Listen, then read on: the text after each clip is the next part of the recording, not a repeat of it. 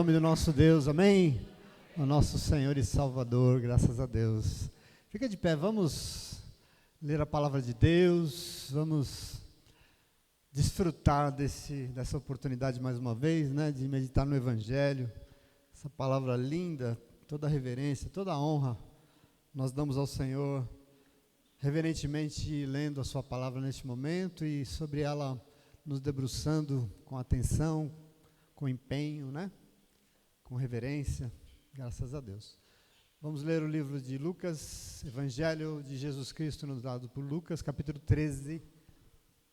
E vamos ler os versos 1 a 9 de Lucas 13, trecho maravilhoso da palavra do Senhor, preparado pelo coração de Deus. Lucas 13, verso 1, amém? É impressionante como a alegria nos alcança. Eu estou muito alegre, assim, como disse o Salmo, né? E é lindo como assim os dias vêm, as lutas vêm, tudo vem, mas a alegria prevalece, porque o Senhor é presente em nome de Jesus, amém? Essa é a medida da nossa vitória. Encontrou aí verso 1? Diz assim a palavra do nosso Deus, presta atenção. Naquela ocasião, alguns dos que estavam presentes contaram a Jesus que Pilatos misturara o sangue de alguns galileus com os sacrifícios que realizavam. Jesus respondeu: vocês pensam que esses galileus eram mais pecadores do que todos os outros galileus por terem sofrido desta maneira? Eu digo que não. No entanto, se não se arrependerem, todos vocês também perecerão. Ou vocês pensam que aqueles 18 que morreram, quando caiu sobre eles a torre de Siloé, eram mais culpados do que todos os outros habitantes de Jerusalém? Eu digo que não. Contudo, se não se arrependerem, todos vocês também perecerão. Então, contou esta parábola. Um homem tinha uma figueira plantada na sua vinha. Foi procurar fruto nela, mas não achou nenhum. Por isso, disse ao que cuidava da vinha: já faz 3 anos que venho procurar fruto nessa figueira e não acho. Corte-a. Por que deixá-la ocupar a terra?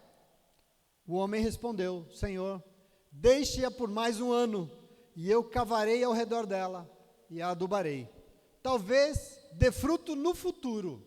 Caso contrário, corte-a. Amém?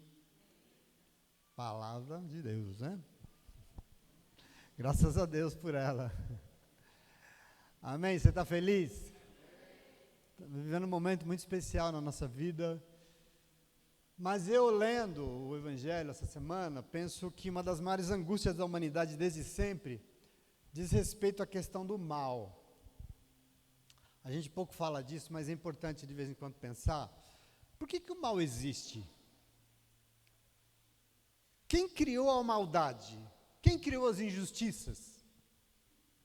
Qual a explicação para a tragédia?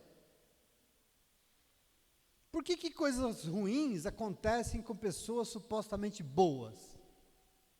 Aliás, por que acontecem coisas tão ruins para algumas pessoas e para outras não?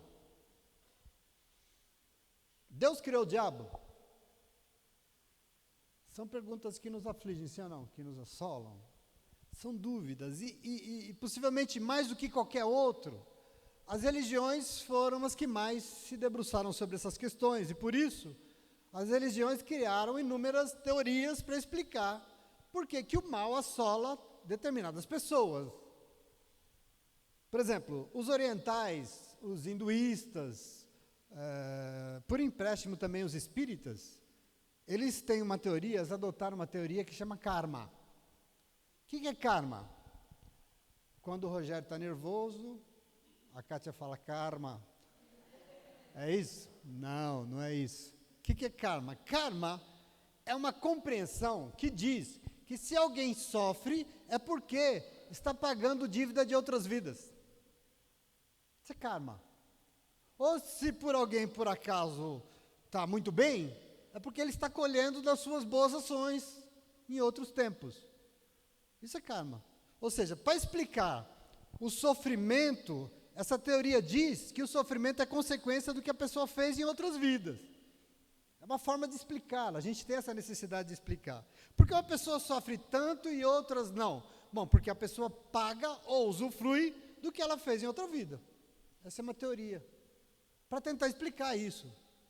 No cristianismo também não foi diferente, porque a gente deve explicar. Então, surgiram muitas teorias para explicar essa questão. Por exemplo, existe uma teoria entre os reformados, que é a teoria da predestinação. Nada mais é do que esse esforço, né? No fundo, ela quer explicar por que a vida de determinadas pessoas é tão assolada e outras não. Porque se uma pessoa é predestinada à danação eterna, não tem jeito, ela vai ser assolada.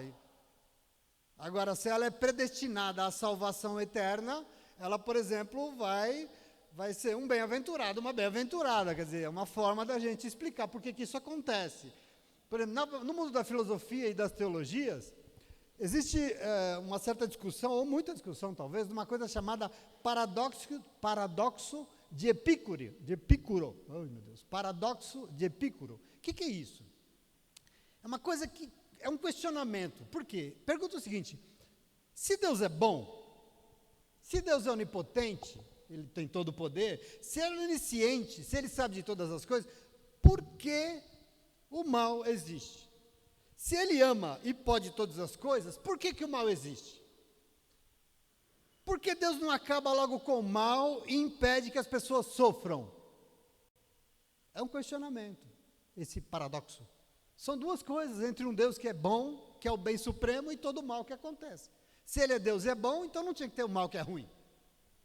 Bom, os teólogos, então, criaram teorias, e existe uma teoria para explicar isso, dizendo que a questão aqui é uma coisa chamada livre-arbítrio.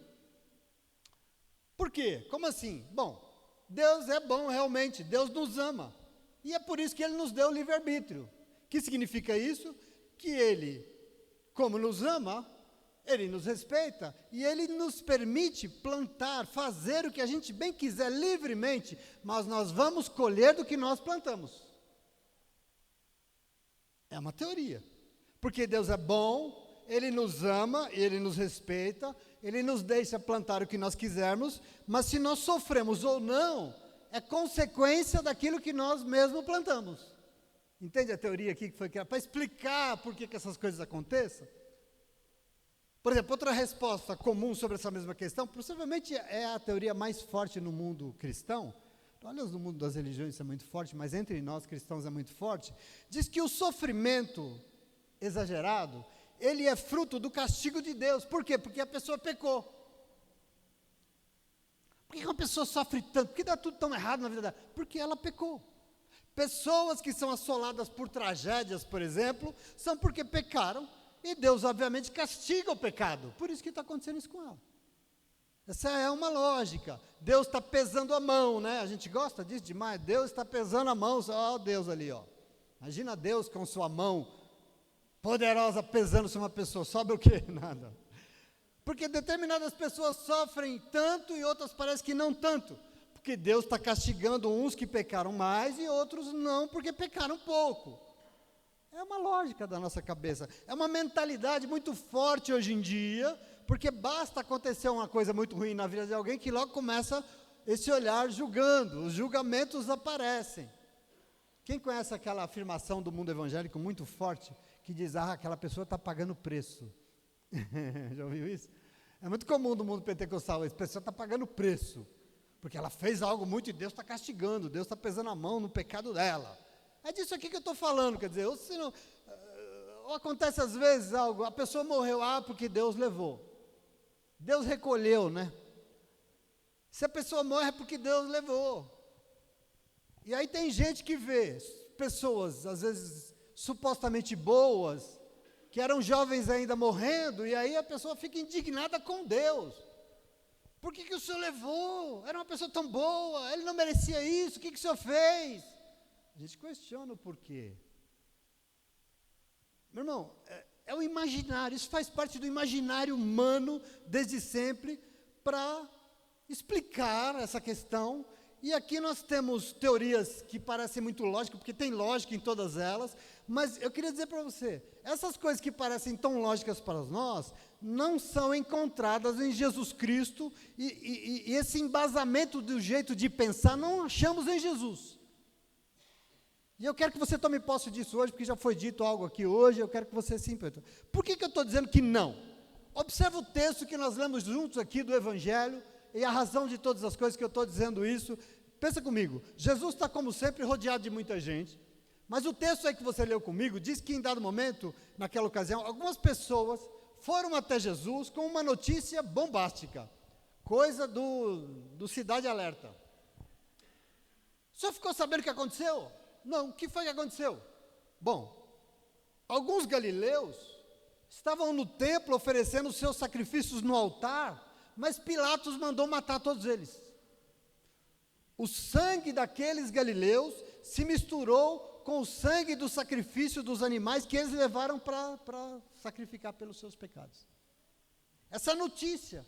E aí o Senhor respondeu com uma pergunta e uma afirmação categórica, porque Jesus disse assim: vocês pensam que esses galileus eram mais pecadores do que todos os outros galileus, e por isso eles sofreram dessa maneira? Eu digo a vocês que não. No entanto, se vocês não se arrependerem, todos vocês também perecerão. Essa é a resposta de Jesus, nada mole, né? Dura, aliás. Pela resposta de Jesus aqui, a gente entende, a gente infere o quê? Que o coração de quem levou a notícia para ele estava cheio de julgamentos sobre aquilo que aconteceu, julgamentos do tipo assim, tá vendo? Olha lá, Deus pesou a mão, por quê? Porque eles eram pecadores. Por isso que Jesus falou o que ele falou. O quê? O sofrimento e o mal afligiram eles, por quê? Porque Deus está castigando. Isso que está no coração deles. A lógica nossa, humana, é que nós pensamos que tem pessoas boas e tem pessoas más. Portanto, o que é lógico? O que é fácil para a gente entender? Deus deveria permitir coisas boas acontecerem para as pessoas boas e coisas ruins acontecerem só na vida de pessoas más. Essa é a nossa cabeça. Por isso, possivelmente, a resposta que eles esperavam receber de Jesus, qual era? Jesus tinha que dizer o quê? Não tem jeito, pecado sempre vai ser castigado. Se morreram, é porque alguma coisa de ruim fizeram, de errado fizeram. Eles esperavam isso. Mas acontece que, não sei se é isso que Jesus pensa. Se os galileus morreram barbaramente, por quê? Morreram porque eram pecadores. Mas a palavra de Deus não diz isso. A palavra de Deus não afirma isso em nenhum momento. Aliás, muito pelo contrário. Porque em Mateus 5,45, está dito, Jesus disse, que Deus faria o seu sol raiar sobre os bons e sobre os maus. E ele derramaria a sua chuva sobre os justos e sobre os injustos do mesmo jeito. Nós temos que compreender o Senhor. Eu digo que não, Jesus respondeu. Eu digo que não. Inclusive, Jesus emenda com outro acontecimento trágico daquele tempo, porque ele diz assim, ó: ou vocês pensam que aqueles 18 que morreram, quando caiu sobre eles a torre de Siloé, lá em Jerusalém, eram mais culpados do que todos os outros moradores de Jerusalém? Eu digo que não. Contudo, se vocês não se arrependerem, todos vocês também perecerão. Ele emenda com outra história, falando da mesma coisa, de uma grande tragédia, não só dos galileus, mas dos moradores de Jerusalém. Por quê? Porque a notícia que trouxeram aqui, os faladores aqui, eram sobre alguns galileus, e eu preciso fazer um comentário com vocês, para vocês entenderem um pouco porque Jesus falou isso, e ele usou outro exemplo, porque além dessa teoria que dizia que coisas ruins acontecem somente como consequência do pecado, os galileus, para eles, muito mais na mentalidade. Por quê? Porque para aqueles que eram de Jerusalém, se existiam pecadores na terra, todos eles moravam na Galileia. Era a cabeça deles, porque os galileus não eram bem vistos. Eles eram considerados pessoas amaldiçoadas, eram pobres, eles eram iletrados, era um lugar cheio de gente doente, de cegos, leprosos, paralíticos, e tudo isso, óbvio, é porque Deus pesa a mão sobre esse povo, porque é todo um monte de pecador que foi amaldiçoado por Deus. Essa era a explicação lógica, religiosa daquele momento. Eu lembrei agora, vocês lembram quando é anunciado para o discípulo Natanael, Natanael, nós encontramos o Messias, e ele vem de Nazaré, lá da Galileia. Qual foi a resposta de Natanael? Por acaso pode vir alguma coisa boa de Nazaré, na Galileia? Pergunta esse preconceituoso, genuinamente judaico. Tanto que quando Jesus encontra ele, Jesus fala o quê? Jesus brinca, né? Porque diz, eis aí um israelita de verdade, genuíno, né? Que tem essa cabeça. Jesus está brincando com ele. Então veja, se os israelitas de Jerusalém pensavam essas coisas aí dos galileus, Jesus está alfinetando aqui para dizer que os de Jerusalém não era diferente. Aqueles 18 que morreram quando caiu a torre de Siloé em Jerusalém, não eram mais pecadores do que nenhum morador de Jerusalém. Entretanto, os dois casos, nos dois casos, Jesus é categórico sobre todos. Eu digo que não. Contudo, se não se arrependerem, todos vocês também perecerão. Entende aqui o momento de Jesus?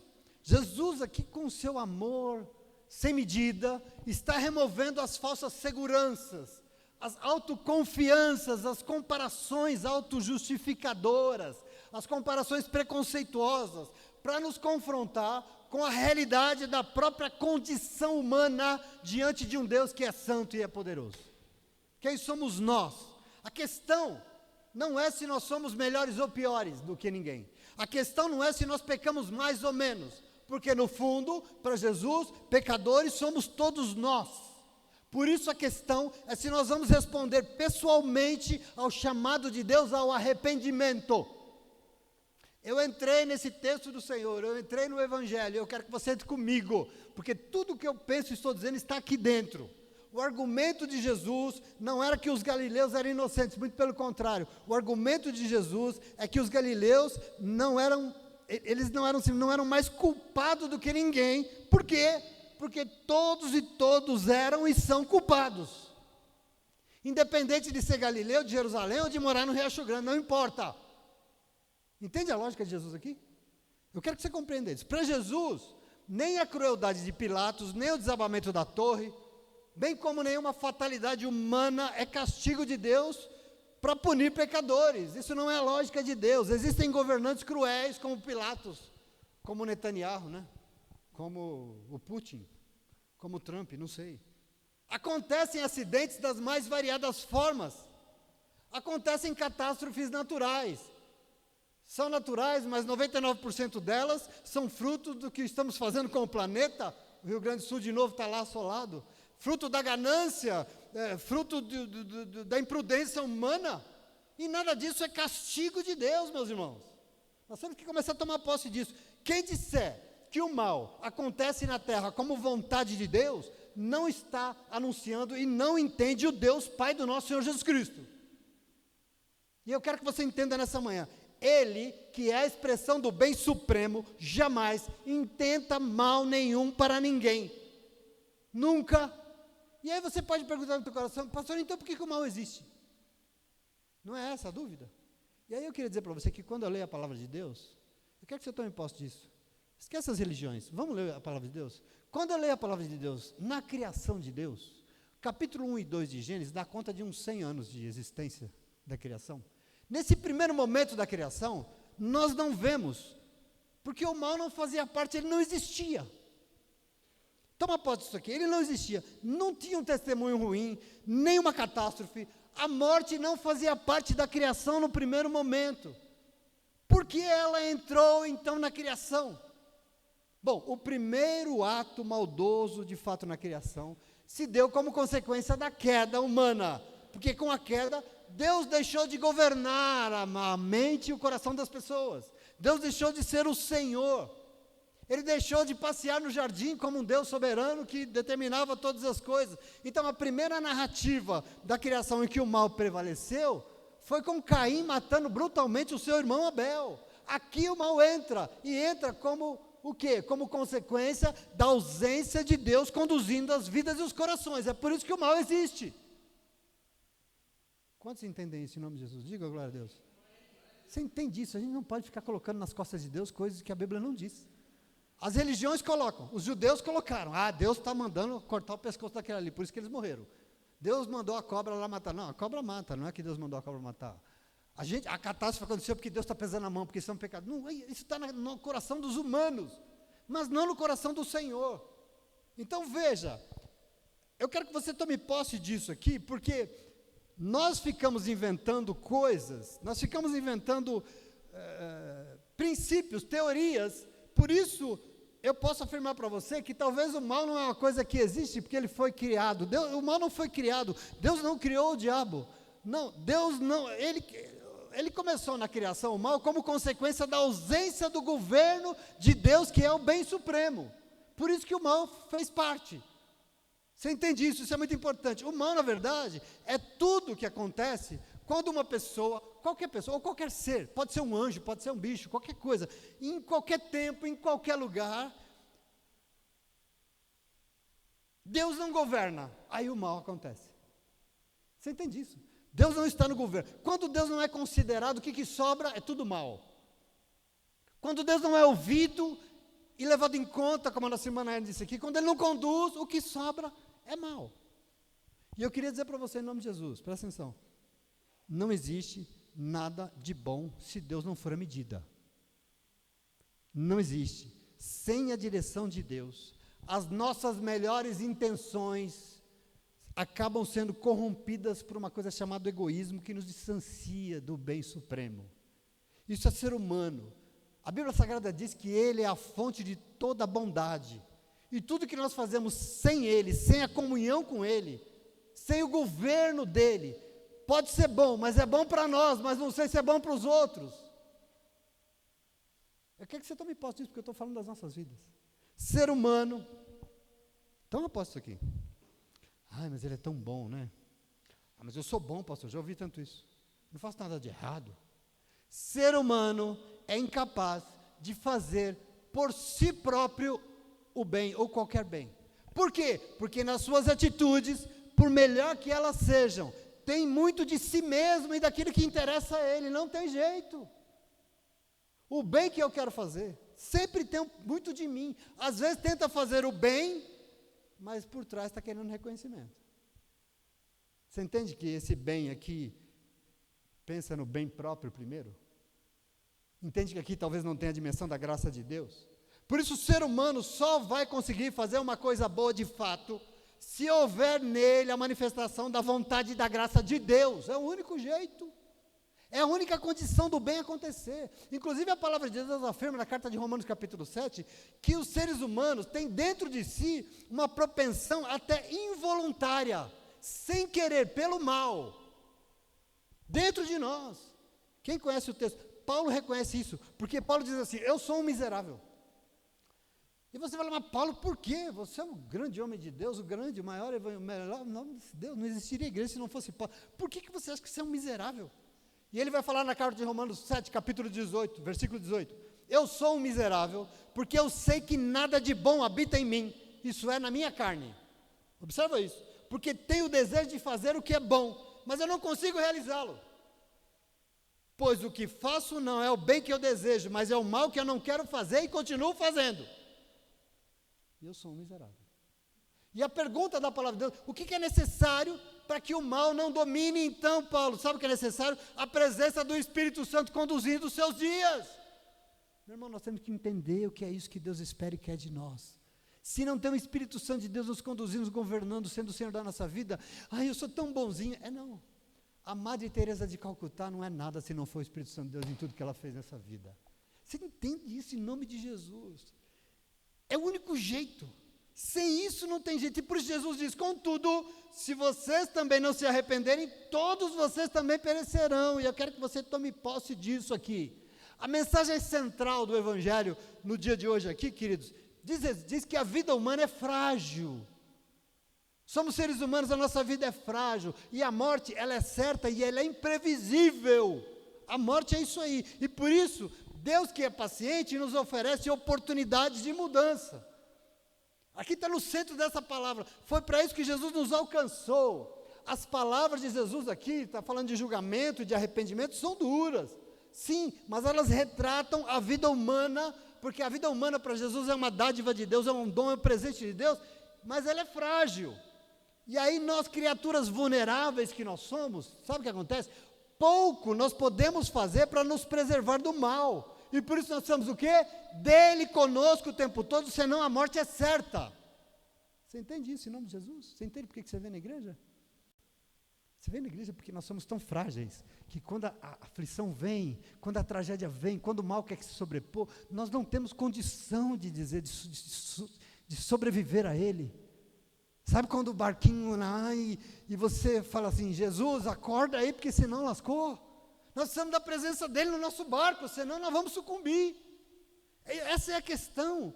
As tragédias não são medidas de castigo, mas elas existem para nos lembrar da nossa fragilidade, da fragilidade humana, da nossa dependência de Deus e da necessidade urgente da gente buscar a graça e a presença de Deus na nossa vida. É para isso que elas existem. Elas são fortes, mais fortes do que nós? Sim. A morte é mais... E ela mostra que você é frágil. E por isso você precisa aprender o quê? A depender e a buscar o Senhor na tua vida. Para isso que elas existem.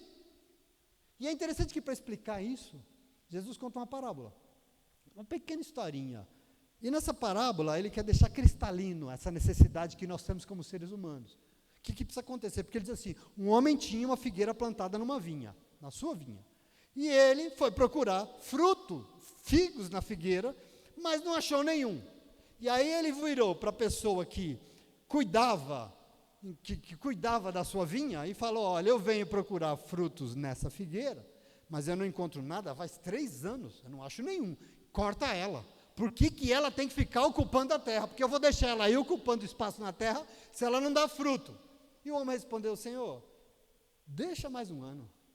Sabe o que eu vou fazer? Eu vou abrir em volta dela, eu vou adubar, eu vou regar, eu vou cuidar melhor dela. Talvez no futuro ela dê fruto, caso contrário, pode cortar. Essa historinha que Jesus contou, sim ou não? Essa parábola.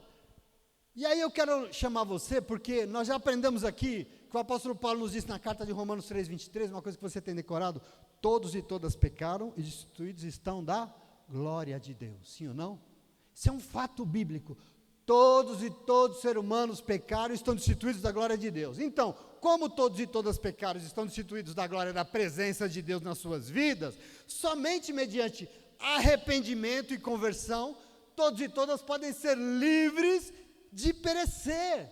Então Jesus aqui deixa claro um coração maravilhoso do Criador, cheio de graça, dando uma nova chance na vida. É essa a história da parábola. A figueira, que há 3 anos não produzia frutos, recebe a oportunidade, dada pela graça de Deus, de ser cuidada mais uma vez, de ser adubada de novo, ajudada, como expressão de um amor que foi dito aqui em 1 Coríntios capítulo 3, um amor que é paciente, porque Deus quer salvar, Ele não quer cortar, Ele não quer matar ninguém, Ele não quer que ninguém se perca. Paciência. Jesus insistiu com Judas até o finalzinho, até o último momento na mesa, porque eu não quero desistir de você, cidadão. Se há condenação, se você vai perecer, o problema não é meu, porque eu quero até o final te ajudar a isso. Meu irmão, a lógica de Jesus aqui, para ele, além de não causar nenhum mal que vai assolar ninguém, Deus ainda deseja nos ajudar com toda a paciência a enfrentar e a vencer qualquer situação que queira nos fazer perecer. Esse é o Senhor. É esse Deus que nós servimos, é esse Deus que a nossa teologia tem que refletir todos os dias na vida das pessoas. E eu quero que você tome posse disso. Porque nesse momento aqui, sendo interpelado por uma notícia ruim, trazida por pessoas que queriam afirmar que a razão daquela tragédia era castigo de Deus, observa isso, Jesus desviou o foco da pergunta. Não é porque isso aconteceu, mas a pergunta deveria ser, o que isso significa para vocês? Aconteceu essa tragédia? Aconteceu porque Deus está acabando. Por quê? Não é porque aconteceu, mas o que isso significa para vocês? Essa é a questão para Jesus. Ao invés de perguntar por que o mal aconteceu na vida, nós devemos perguntar o que essa situação ruim me lembra que eu não posso nunca esquecer. Sim ou não? Aqui está a nossa reflexão. A questão não é por que isso aconteceu, mas o que eu tenho que fazer. Entende aqui o problema de Jesus? O que eu tenho que fazer diante disso? Porque o mal está aí, sim ou não? E se ele está aí, nós não estamos blindados, como alguns pastores dizem. Não estamos blindados de jeito nenhum de nós. Mas o que importa para Deus? E aí eu quero chamar você para esse texto. O que importa para o Senhor? Sabe o que importa? Presta atenção, primeira coisa, vou falar só duas. Primeira coisa, importa a mudança de vida. O que importa para Deus, já que o mal existe e ele pode nos assolar? Importa que, independente do mal, nós possamos mudar de vida. E aí eu estou te falando isso, vamos aprender com essa frase de Jesus? Observe o que Jesus falou aqui com toda a propriedade. Vocês pensam que esses galileus, ou os que morreram na torre lá, eram mais pecadores do que todos os outros habitantes por terem sofrido dessa maneira? Eu digo que não. No entanto, se vocês não se arrependerem, todos e todas vocês também perecerão. Essa é a frase de Jesus. E eu quero aqui entender qual que é a lógica de Jesus nessa pergunta e nessa afirmação tão categórica. O que o Senhor quer nos fazer entender essa manhã? A lógica de Jesus é exatamente essa, presta atenção. Todos e todas pecaram e destituídos estão da gloriosa presença de Deus. E por isso é que o mal se manifesta de uma forma tão incisiva. Entretanto, para Jesus, presta atenção aqui, existe algo que pode nos ajudar. Não é impedir que o mal exista, porque ele existe, ele está aí. Ele diz que o mundo jaz no mal, né? O mundo está aí mais do que nunca, mas existe algo que pode nos ajudar a enfrentar e vencer qualquer situação que quer nos fazer perecer, e esse algo se chama arrependimento. Você está comigo? Arrependimento. Por quê? Não se engane, você não vai ouvir pregação sobre arrependimento nunca mais na sua vida, então aproveita essa. Por quê? Porque corações e mentes arrependidas são condições indispensáveis para que estar novamente na presença daquele que tem poder de repreender qualquer mal que queira nos assolar. É uma condição para que ele venha, e que quando ele vem, o mal tem que se calar, não importa o que seja. E eu quero que você veja, eu não estou dizendo para você que o mal não existe, porque ele está aí. Depois da queda, ele está aí muito forte. Eu também não estou dando falsas e vazias promessas, dizendo que se você se converter, nada de errado vai acontecer com você. Não, eu não estou fazendo isso, mas eu quero que você tome posse de uma coisa nessa manhã, em nome de Jesus. Presta atenção, é para te acordar. Lendo a palavra de Deus, eu preciso te dizer, e eu vou te dizer, se o mal existe nesse mundo, ele é forte, presta atenção, Deus também existe, e ele é infinitamente maior do que qualquer mal. Tome posse da palavra de Deus em nome de Jesus, nunca se esqueça. Meu irmão, maior é o que está conosco, em nome de Jesus, presta atenção.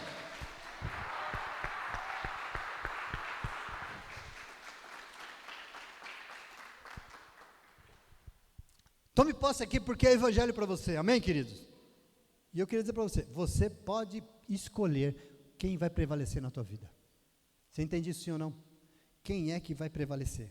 Jesus ensina que nós não podemos dizer que a tragédia é uma punição divina, porque Deus não tem nenhum prazer em causar mal para ninguém. As grandes tragédias simplesmente acontecem como fruto de um mundo que é desequilibrado e injusto, é por isso que acontece. Um mundo cheio de doenças, de problemas, é por isso que acontece. Aliás, eu vou ler para você aqui um trechinho pequeno do livro de Ezequiel, capítulo 8, versículo 32, o Senhor mandou dizer para o povo, Ezequiel, vá lá dizer para o meu povo no exílio, sofrendo essa tragédia, diga para eles, eu não tenho nenhum prazer na morte de ninguém, diz o Senhor, portanto, mudem de vida e vivam. Aleluia, eu estou pregando o Senhor para você, eu quero que você tome posse disso aqui, meu irmão, toma posse comigo, eu não tenho nenhum prazer com a morte de ninguém, portanto, mudem de vida e vivam. Glória a Deus, sim ou não? Veja isso, entenda esse coração maravilhoso do Senhor, Ele deseja que todos e todas vivam, porque Ele é o Deus da vida. Agora eu quero que você entenda uma coisa, não existe vida para Deus sem arrependimento. Romanos 6, 23, diz que o salário do pecado é o salário do pecado é porque se todos pecaram e destituídos estão da glória de Deus, o que sobra é o mal do pecado e a morte. Entretanto, o texto diz, o presente gratuito de Deus é a vida eterna que nós temos quando nós estamos unidos com Cristo Jesus, o nosso Senhor. Então significa que nós só viveremos, se nós só venceremos a morte, mediante o quê? O arrependimento da velha vida. Por quê? Porque arrependimento traz Deus de volta para a comunhão das nossas vidas. Quem está entendendo isso aqui? Está muito difícil de entender? É muito importante que o povo de Deus entenda isso, porque a gente não pode ficar falando, ai, Deus está pesando a mão sobre a minha vida. Está não, meu irmão. Está não, Deus está te dando uma oportunidade. O arrependimento traz Deus de volta. E isso é fundamental no coração de Jesus. Por exemplo, Jesus te ama e tem um plano especial para você, irmão. Verdade. Deus te aceita como você está, pode ir. Verdade. Mas eu pergunto, diante de Deus, vai continuar como sempre foi? Pensando como sempre pensou e sendo a mesma pessoa de sempre? Compreenda isso em nome de Jesus. O Senhor sabe que nós somos frágeis, pecadores, limitados, que a gente erra. Tudo bem, mas nós fomos diante dele, nós queremos a presença do Senhor. Vai continuar o mesmo? Pensando a mesma coisa, falando do mesmo jeito, com as mesmas palavras? Vão. A pergunta é, ou às vezes afirma, venha para Jesus, para você ter vida eterna. Verdade. Mas venha para cá fazer o quê? Segundo Jesus, venha para mudar de vida. Mudem de vida e vivam. Tem um princípio aqui. E eu estou te dizendo isso porque a palavra no grego, que foi usada aqui no texto, que Jesus disse, é uma velha conhecida nossa. É um negócio chamado metanoia. Arrependimento para Jesus aqui é metanoia. E é interessante que essa palavra aqui é usada para arrependimento e para conversão do mesmo jeito. A palavra metanoia, literalmente sabe o que significa? Metanoia, mudança de mente. Já foi lido aqui em Atos 4, que toda a comunidade tinha a mesma mente e o mesmo coração. Toda a comunidade era convertida ao Senhor, porque a mente e o coração deles não eram deles, mas era de Deus. Metanoia é a palavra aqui. Porque quando uma mente muda, a vida muda. Se a mente não muda, a vida não muda. Se não tem arrependimento, a vida não muda. Eu quero que você tome posse disso em nome de Jesus. Paulo usou a mesma palavra em Romanos 12:2, que você conhece, né? Portanto, não se amoldem, né? Romanos 12:2, Paulo nos chama para nos converter, e ele usa a palavra metanoia, e ele nos chama o quê? Para mudar de mente. Como? Nos chamando a não se amoldar aos esquemas deste mundo. Aliás, Efésios 2:2 diz que o modo de vida do mundo é um modo de vida maligno. Por quê? É um mundo violento, é um mundo que discrimina, é um mundo que é injusto, é preconceituoso, é cheio de ódio, só quer saber de riqueza, de poder. O mundo que a gente vive gira em torno de uma coisa chamada individualismo e consumismo. E a igreja está jogada dentro deste mundo. E a gente vai para a igreja e a gente diz que a gente não pode se amoldar a isso, mas as pessoas vão para a igreja pensando só em si mesmas e querendo comprar as suas bênçãos. Né? Não podemos nos amoldar a isso. Por isso que Jesus nos chama, muda de mente, muda a maneira de você pensar, porque tudo isso para Jesus é expressão de morte, por isso é imprescindível mudar de vida, abandonar esses padrões e ser governado pelo Espírito Santo, que vai nos levar para um outro caminho, um caminho de amor, um caminho de partilha, um caminho de serviço, um caminho de graça, um caminho em que crianças desassistidas são assistidas, um caminho em que quem nunca teve a oportunidade de ter felicidade um dia, vai ter felicidade um dia. Esse é o caminho que o Espírito nos leva, porque nós nos amoldamos ao que está lá fora. Não, nós criamos uma nova realidade nos dada pelo Espírito Santo de Deus, amém?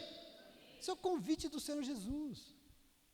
Se diante das tragédias a pessoa deseja ser ajudada, sabe o que precisa? A presença de Deus na vida dela. E para isso é necessário o quê? Arrependimento. Vai ter a presença quando mudar de vida. Porque se não mudar de vida, desculpa.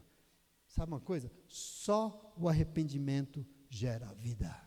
Jesus está falando isso aqui na frase dele. Se vocês não se arrependerem, a morte vai prevalecer. Só o arrependimento gera vida. Essa foi a primeira pregação de Jesus. O primeiro anúncio dele, no Evangelho de Mateus capítulo 4, versículo 17, ele começou a pregar. A primeira fala de Jesus, o primeiro sermão dele, que ele começou a anunciar a sua mensagem. Arrependam-se, pois o reino de Deus está próximo. Ele começa dizendo o quê? Antes de qualquer coisa, a primeira coisa é o quê? João Batista anunciou a vinda do Messias, e ele batizava as pessoas para quê? Para arrependimento. Evangelho de Marcos capítulo 1, versículo 15, Jesus diz, primeira frase dele em Marcos, enfim chegou o tempo prometido, o tempo que foi proclamado, chegou, o reino de Deus está próximo, portanto, arrependam-se e creiam nas boas novas. Tudo começa com arrependimento, tudo começa com esse intuito de querer que a vida seja diferente. Não adianta ser um religioso há 60 anos na igreja se não mudou.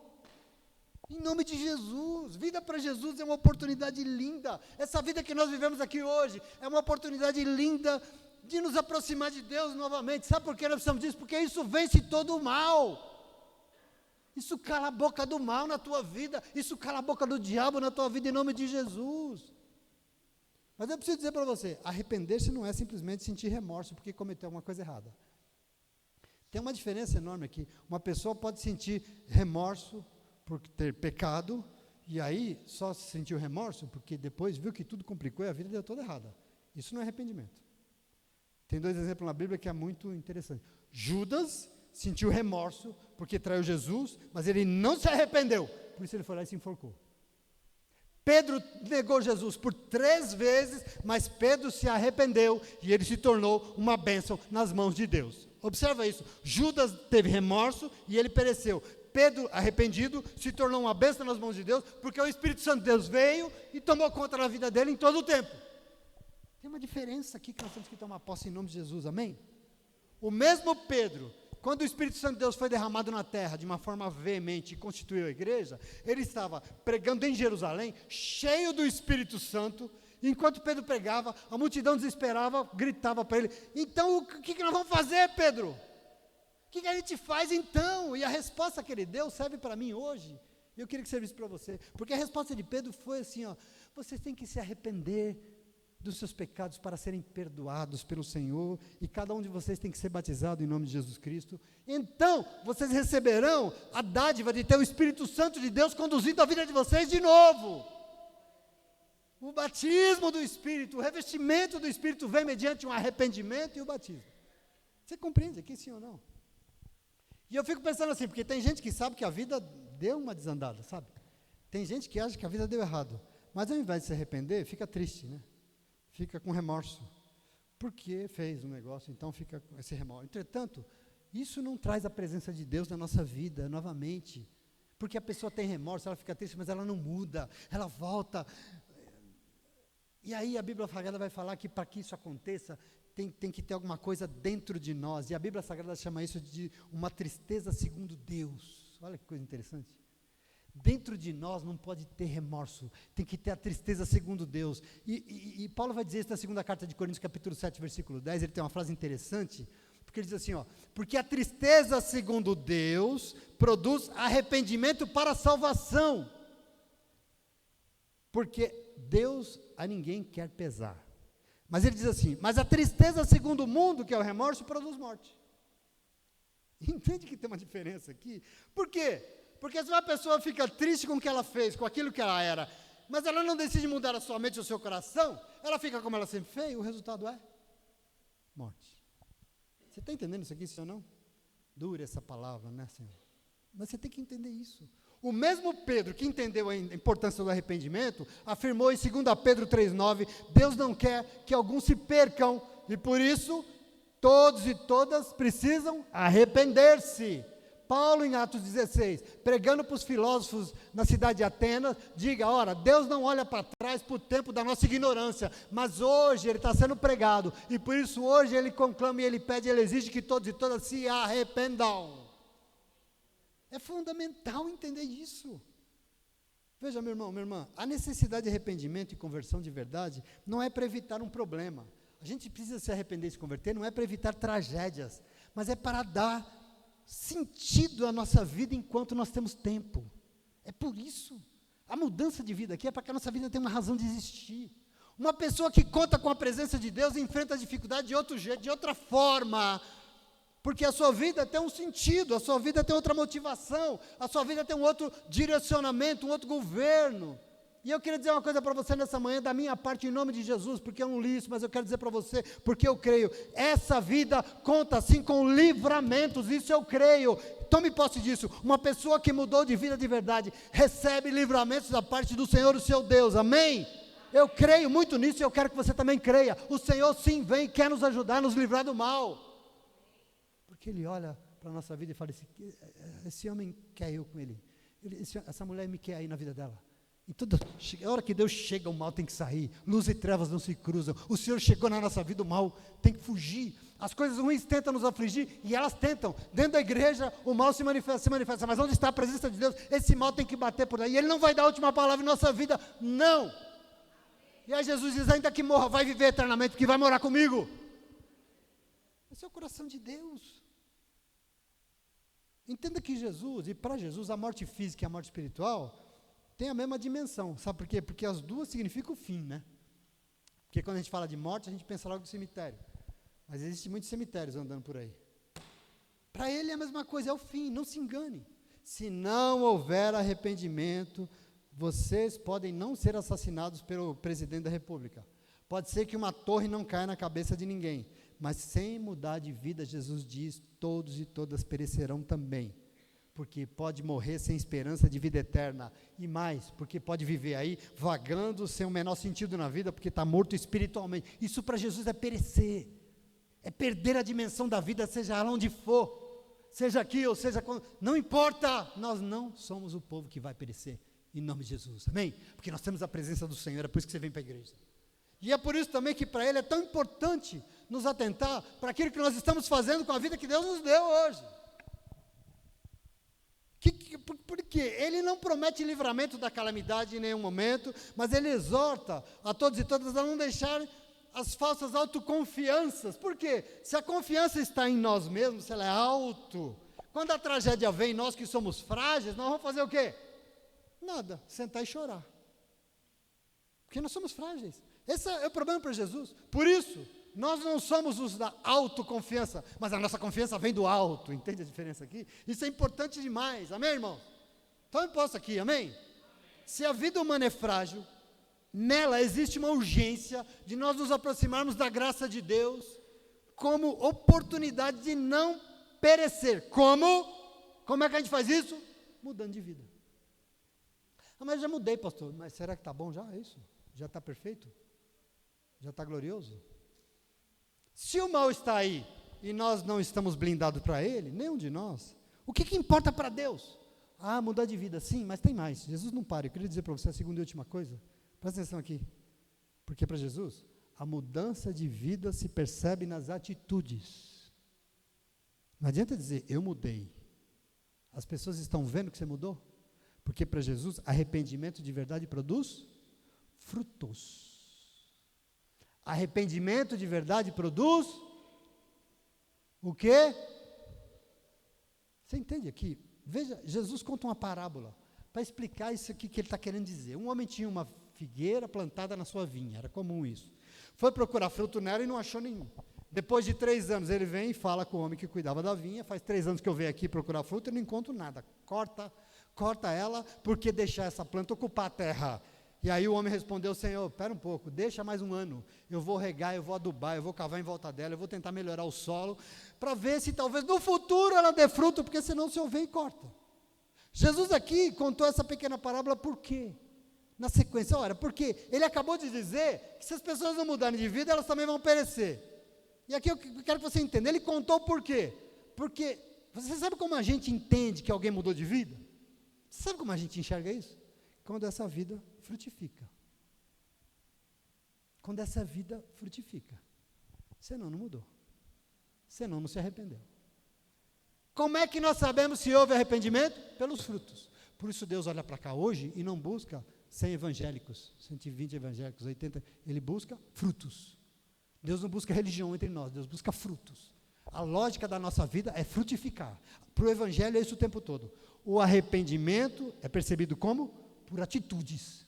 Atitudes visíveis. Os frutos da nossa vida mostram que tipo de vida, de pessoa nós realmente somos.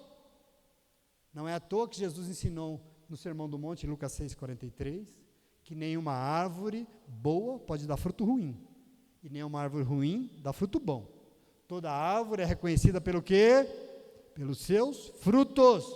E ninguém colhe figos de espinheiros, nem colhe uvas de erva daninha. O que Jesus está falando aqui, meu irmão? Macieira da maçã, não da melancia, não. Não tem engano para Deus.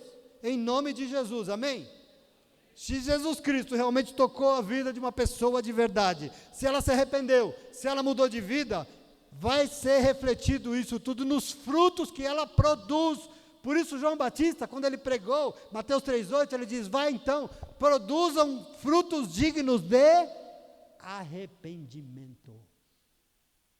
Ele batizava as pessoas e falava, agora vocês vão frutificar, frutos dignos de arrependimento. E alguns perguntaram, mas João, o que a gente faz? Se você tem 2 túnicas, dê uma para quem não tem nenhuma. Se você tem comida de sobra na tua mão, divida com quem não tem o que comer. Seja justo com o seu dinheiro na terra. Não roube, não... Dê frutos dignos do arrependimento. Então, para Deus, não tem nada mais inútil que uma vida infrutífera, porque vida tem que gerar mais vida. De onde vem a vida? Da própria vida. Mas se essa vida não produz fruto, é porque ela não mudou, é porque se ensimesmou. E isso atrai o desastre para ela. Isso atrai o desastre da morte. É uma vida que está morta, porque ela não gera mais vida. Entende isso? Essa importância toda do Senhor, eu quero que você tome posse em nome de Jesus. Deus nos plantou nesse mundo, meu irmão, minha irmã, e nos chamou, nos converteu, nos salvou, porque Ele tem propósitos. É para isso que você está aqui nessa manhã, você já entendeu isso aqui, por tudo que você já ouviu. E por isso não basta existir no mundo, é preciso frutificar. Uma figueira que você vai lá, cadê o figo? Não tem. Você volta lá depois de um ano, cadê o figo? Não tem. Você volta lá depois, cadê o figo? Não tem. Serve para quê?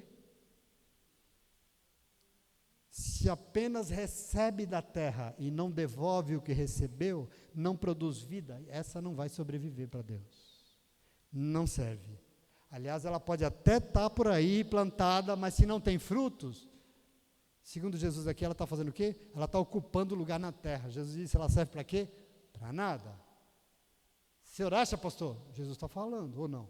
É a parábola dele. Aliás, a parábola nos ensina que não é porque não foi cortado que significa que está frutificando. Mas provavelmente é esse amor de 1 Coríntios capítulo 2, que é um amor paciente, que está ali dando oportunidade.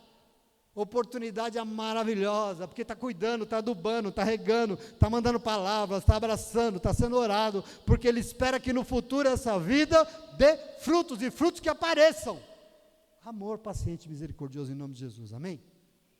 Então eu entendo que a pergunta mais importante de alguém que você possa fazer numa manhã como essa é, eu tenho aproveitado as oportunidades que Deus tem me dado? Essa é a pergunta. Eu quero que ela nos mova, meu irmão, e não é com peso não, é com um processo de mudança, de salvação, para usufruir da vida que o Senhor tem para nós. Eu estou aproveitando as oportunidades que Deus tem me dado, dia após dia.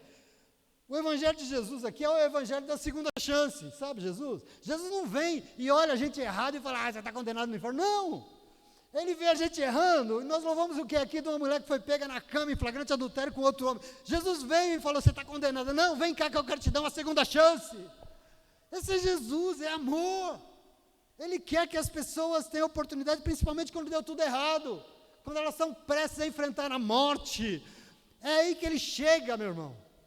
Agora, se a pessoa recusa, se o apelo e esse desafio foi em vão, depois vai ter que colocar nas costas de Deus a culpa pela tragédia, né? Que é o que as pessoas fazem, e não adianta fazer isso. Eu já encerro em nome de Jesus, para que Ele nos ajude. Sabe o que precisa? Que Ele seja o Senhor. Para que Ele nos ajude, é importante a presença dEle, é importante que Ele venha governar. E Ele vai, quando a gente decidir não fazer parte de uma religião, mas decidir mudar de vida, e demonstrar essas atitudes dos frutos das boas obras que o Senhor de antemão preparou para todos nós. Isso é ser crente, isso é o desafio do Senhor para o seu povo, em nome de Jesus, amém? A oportunidade, e aí é um problema do que Jesus falou, porque Jesus não amacia, a oportunidade de produzir frutos não é infinita, sabe? Essa parábola tem esse problema, ela não é infinita. Deus é paciente, sim, o amor de Deus é paciente, sim, mas essa paciência deles aqui parece que é meio limitada assim, sabe? Porque o texto deixa claro que o tempo para arrependimento, para mudar de vida, para frutificar, é quando? É agora. Tem mais um ano aí, é agora. Nós temos que tomar posse disso, ainda há tempo, porque no coração de Deus, para esse mundo aí que você conhece, para todos os habitantes dele, é que eles ainda podem se arrepender, eles ainda podem deixar o Espírito Santo de Deus governar e transformar a sua vida, cultivando as mesmas, mudando a sua mente e coração, cultivando as mesmas obras do Espírito Santo de Deus. É isso que o Senhor espera de nós, desse mesmo Espírito, amém, comunidade? Sabe por quê? Porque Deus quer construir um mundo melhor, e esse mundo melhor vai ser quando houver nele um povo melhor, em nome de Jesus.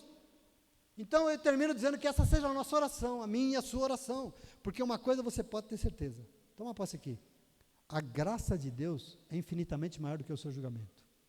Nós que pensamos num Deus velhinho de cabelo branco, com porrete na mão, com bastão assim, querendo dar na cabeça de pecador, condenando para o inferno, tudo que Deus não quer te mandar para o inferno, tudo que Deus quer você com Ele, tudo que Deus quer está lá na tua casa, é abençoando o teu trabalho, os teus pais, tudo que Ele quer é isso.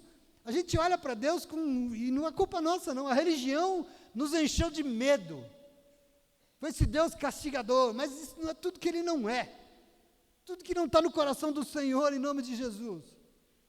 Deus que não julga, mas tem graça, e não podia ser diferente, porque essa paciência divina aqui, é a exata expressão do amor dele, o amor gracioso que é, o amor é paciente, e é esse amor que está sobre você nessa manhã, em nome de Jesus.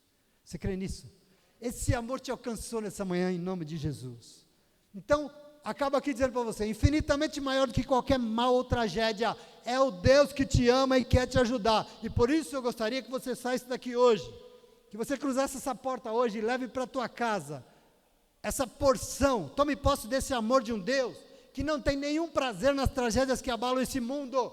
Deus não tem nenhum prazer em ver o mal dando rumo na vida de ninguém, pelo contrário, e Ele que está aqui hoje, Ele quer estar conosco, e Ele está hoje aqui do teu ladinho, que você está na presença dEle, e por isso eu quero que você tenha certeza de uma coisa, você está diante do melhor de Deus sobre a tua vida, Deus tem o melhor para os seus. A palavra de Deus diz que os justos, os que andam na presença de Deus, os que obedecem às suas palavras, comerão o melhor dessa terra. Você crê nisso?